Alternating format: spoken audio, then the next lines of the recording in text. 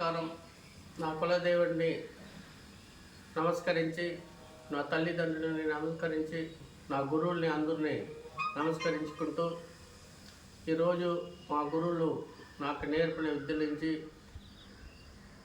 మీరు మీ జాతకాన్ని చేతులు తీసుకుని నేను చెప్పే గ్రహం ఏ చోట్లో ఉంది అనేది పరిశీలించి నేను చెప్పబోయే ఈ ఒక టిప్స్ మీ జీవితంలో జరుగుతుందా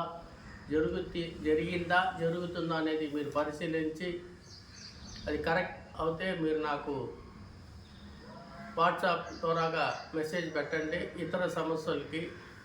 అలాగే మీరు ఫస్ట్ చూస్తుంటే ఈ ఛానల్ సబ్స్క్రైబ్ చేసుకోండి. ఇలాంటి అరుదైన టిప్స్ మీకు ఎప్పుడు దొరుకుతుంది. అందువల్ల ఈరోజు మీకు నేను తెలియజేయన ఒక మంచి టిప్స్ ఏంటంటే, ఉత్తరాయణం అంటే మకర సంక్రాంతి దగ్గర నుంచి ఆషాఢ మాసం దాకా జరిగే ఆ పుణ్యకాలాన్ని ఉత్తరాయణ కాలం అని, దక్షిణాయనం అంటే ఆషాఢం తర్వాత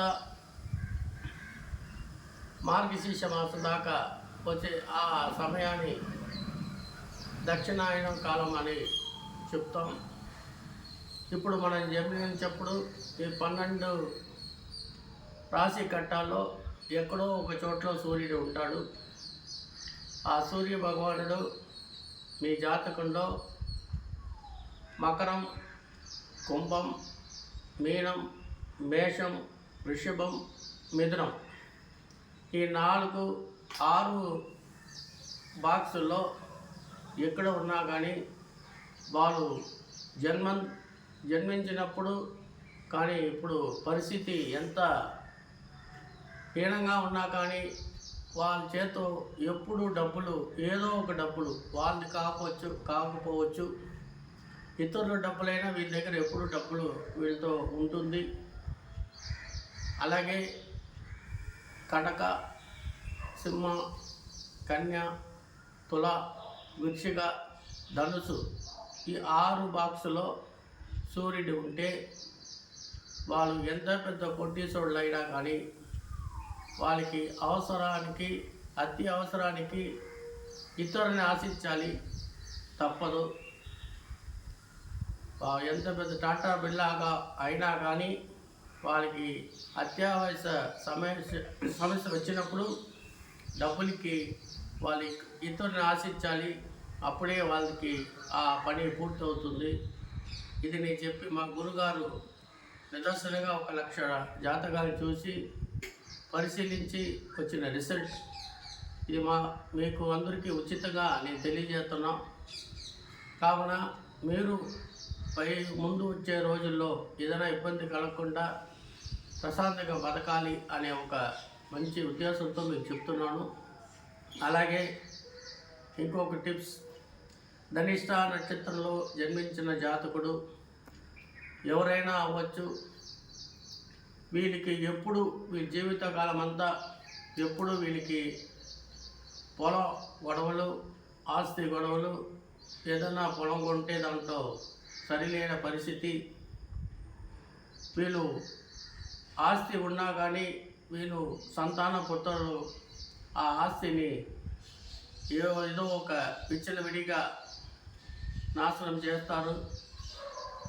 లేకపోతే వీళ్ళు కొనే ఆస్తిని ఎప్పుడు ధనిష్ట నక్షత్రంలో జన్మించిన వాళ్ళు ఆస్తి కొనాలనుకున్నప్పుడు చాలా జాగ్రత్తగా ఆ కాగితాలు తీసుకుని ఫస్ట్ ఒకసారికి 4 సారి మీరు వెరిఫై చేసుకుని ఏం చేసినా మీకు ఆ దోషం తగులుతుంది. మీరు ఇలా కొత్తగా ఒక స్థలమో ఒక పొలమో కొనాలనుకున్నప్పుడు మీరు ఆ మట్టి శల్య దోష మట్టిగా ఉంటుంది. ఆ దోష పరిహారం చేసుకుని, దోష పరిహారం అనగానే మీరు ఏదో 1,000 లక్షలు అనుకోవద్దు. పుత్తునే ఒక 500 రూపాయలు అయ్యే ఒక పరిహార పూజ చేసుకుని తర్వాత కొనాలి.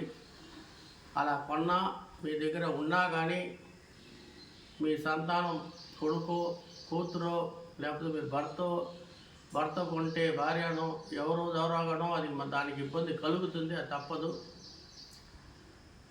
100% ధనిష్ట నక్షత్రం వాళ్ళు స్థలం ఫ్లాట్ ఏదైనా వాళ్ళ పేరులో కొనకుండా వాళ్ళ ఇంట్లో వాళ్ళ భార్య కానీ వాళ్ళ బిడ్డలు కానీ వాళ్ళు జన్మించిన జాతకంలో శనేశ్వర భగవాను కుజుడు నక్షత్రంలో లేకపోతే కుజుడు శనేశ్వర భగవాన్ నక్షత్రం ఉండే వాళ్ళ పేరులో ఆస్తిని మీరు కొంటే అది ఎల్లకాలం మీ దగ్గరే ఉంటుందని చెప్పుకుంటూ ఇలాంటి మంచి ఒక టిప్స్తో రేపు కలుస్తానని చెప్పుకుంటూ సెలవు తీసుకుంటున్నాను.